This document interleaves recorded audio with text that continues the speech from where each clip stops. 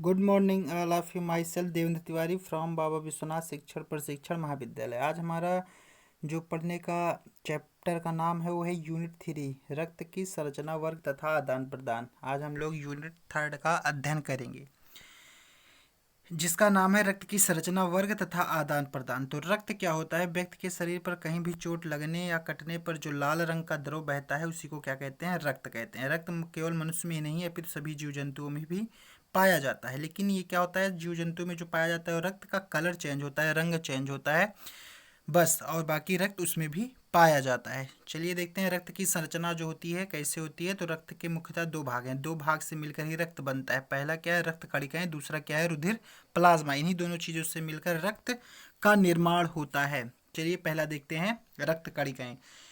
तो रक्त कणिकाएं, इस रक्त का लगभग 40% भाग इन्हीं से बनता है। जो रक्त का 40% भाग होता है वो रक्त कणिकाओं से ही बनता है। ये कितने प्रकार का होता है? 3 प्रकार का। लाल रक्त कणिकाएं, श्वेत रक्त कणिकाएं और रक्त प्लेटलेट्स। इसको कहते हैं आरबीसी, श्वेत को कहते हैं डब्ल्यूबीसी, ये प्लेटलेट्स है। तो पहला देखते हैं लाल रक्त कणिकाएं। आरबीसी क्या होता है? मनुष्य में लाल रंग कणिकाएं गोल तस्तरीनुमा तथा दोनों ओर से पिच की होती हैं। पुरुषों में 1 घन मिलीलीटर रक्त में इसकी संख्या कितनी होती है? 5.5 लाख। इंपॉर्टेंट पॉइंट है।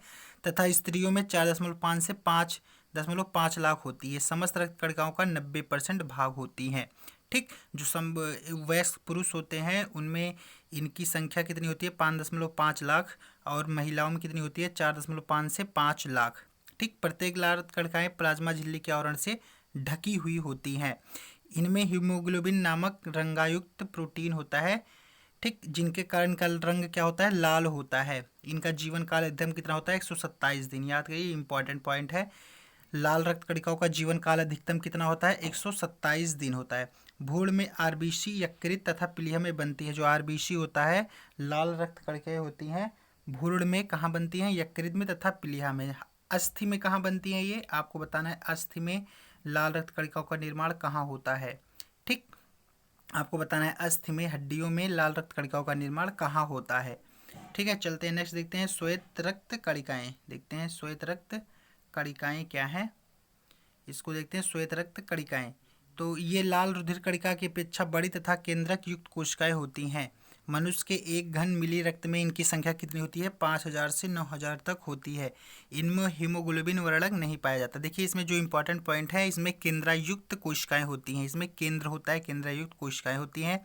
मनुष्य के 1 घन मिलीलीटर रक्त में इनकी संख्या कितनी होती है? 5000 से 9000 तक होती है। इनमें हीमोग्लोबिन वर्णक नहीं पाया जाता, जबकि लाल रक्त कणिकाओं में हीमोग्लोबिन वर्णक पाया जाता है, जिसके कारण लाल रक्त कणिकाएं क्या होती हैं? लाल होती हैं। इसलिए ये क्या होती हैं? रंगहीन। इसमें नहीं होता है इसलिए क्या होती है? हीमोग्लोबिन नहीं होता है इसलिए क्या होती हैं? रंगहीन होती हैं। ये कहाँ बनती हैं? प्लीहा में बनती हैं। और इनका जीवन काल कितना होता है? 1 से 4 दिन। लाल रक्त कणिकाओं का जीवन काल कितना होता है? 127 दिन अधिकतम। और श्वेत रक्त कणिकाओं का कितना होता है? 1 से 4 दिन। ये इंपॉर्टेंट पॉइंट है। नेक्स्ट आगे देखते हैं 3 नंबर रुधिर प्लेटलेट्स। रुधिर प्लेटलेट्स क्या है? तो रुधिर प्लेटलेट्स आकार में बहुत ही छोटी तथा केंद्रक विहीन होती हैं। जो रुधिर प्लेटलेट्स होती हैं ये आकार में बहुत छोटी, केंद्रक विहीन होती है। इसमें केंद्रक नहीं होता है। 2 उत्तलीय प्लेटनुमा होती है। इनका आकार बताया गया यहाँ पे। 2 उत्तलीय प्लेटनुमा होती हैं। 1 घन मिली रक्त में इनकी संख्या लगभग 2,50,000 तक होती है। ये इंपॉर्टेंट है कि 1 मिली रक्त में इनकी संख्या की लगभग कितनी होती है? 2,50,000 तक होती है।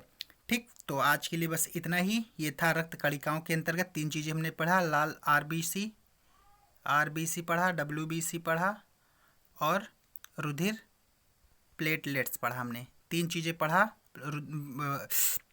इसके अंदर, कणिकाओं के अंदर, रक्त कणिकाओं के अंदर 3 चीज़ें हमने पढ़ा, आरबीसी, डब्ल्यूबीसी और रुधिर प्लेटलेट्स। आपको एक क्वेश्चन हमने बताया था, पूछा है कि आरबीसी का निर्माण हड्डियों में कहाँ होता है? अस्थि में कहाँ होता है? आपको बताना है आरबीसी का निर्माण।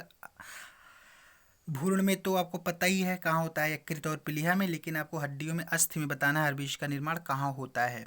ठीक, बाकी इनकी संख्या, इनका जो जीवन काल होता है आरबीसी का 127 दिन होता है, डब्ल्यूबीसी का 1 से 4 दिन होता है। ठीक, और जो रुधिर प्लेटलेट्स है इनकी संख्या लगभग कितनी होती है? 2,50,000 तक होती है।